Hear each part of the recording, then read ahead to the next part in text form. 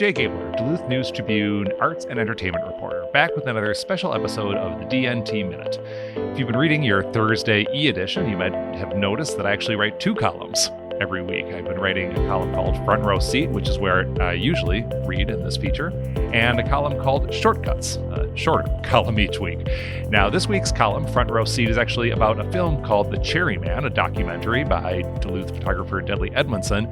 That screening already happened. It happened on Thursday at Zeitgeist. I'm not sure when you will next have an opportunity to see The Cherry Man documentary, so I thought this week I will read my Shortcuts column, which is about something that is still upcoming in Duluth. It's the Duluth Chamber Music Festival. So here is the Shortcuts column about the Duluth Chamber Music Festival coming up this week. The viola is ruby red, like the breathtaking fall colors along the shores of Lake Superior. It features a texture resembling cracked ice. Its arch is higher than most, as if inflated by the gales of November. From its description, the instrument sounds positively enchanted, and you'll be able to judge for yourself Thursday, August 17th, at the University of Minnesota Duluth's Weber Music Hall. There, the Duluth model viola, crafted by luthiers Mariano Sglitzos and Peter Bingen, will be played on stage by Matt Young. Young is a co-founder and one of two artistic directors of the Duluth Chamber Music Festival, which is returning for a second annual celebration of classical music performed by small ensembles. I was not able to play last year because I was so busy doing administrative stuff, said Young. But this year, I'm going to try to do both, and really looking forward to playing with Sayaka. That would be pianist Sayaka Tanakawa, another co-founder and artistic director. We know what to expect, she said, but we are trying to build a more embedded program within the community this season. This year's festival will include an August 18th outreach performance at a YMCA day camp, as well as an August 15th community engagement performance that will mark the inaugural performance in the new chapel at Essentia Health St. Mary's Medical Center, said Tanakawa.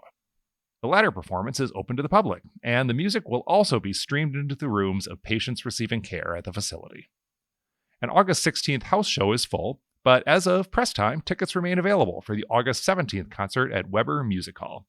The program opens with music by Dmitri Shostakovich and closes with Antonin Dvorak's Piano Quintet in A Major, Opus 81, which Young called a blockbuster staple of the repertoire. The middle of the program will feature two pieces that show the evolution of the string quartet, as Tanakawa put it. First, the musicians will perform Franz Joseph Haydn's String Quartet Opus 20 No. 5, a 1772 classic, making this genre and then bringing it to new heights, explained Tanakawa. Then, attendees will hear Leyendas, an Andean walkabout, a 2001 quartet by American composer Gabriela Lena Frank. Something that's similar between these two composers is that they're interested in this idea of folk music, said Tanakawa. Haydn was in this sort of Austro-Hungarian folk from the Romani people, explained Young, and then Gabriela's music is very much South American in focus. She's half Peruvian in ancestry, and I think that's been a constant theme of and source of inspiration for her writing, from her words.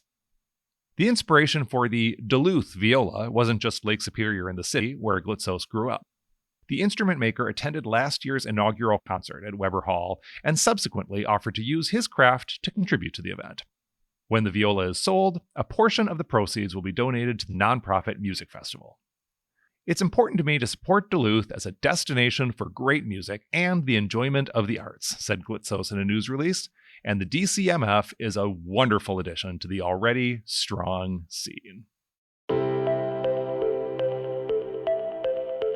That's this week's column. It's a little shorter than Front Row Seat, hence the name, Shortcuts, but yeah, I thought you'd be interested in hearing about this upcoming Chamber Music Festival in Duluth. This is actually going to be the last Shortcuts column. I'll keep writing as many stories, but they just won't be under the Shortcuts name. So that's the end of Shortcuts, but don't worry, Front Row Seat, my weekly column, will continue, and I will be back next week with a column about a new book about the history of mining and culture on the Iron Range. Until then, I'm Jay Gabler, Duluth News Tribune.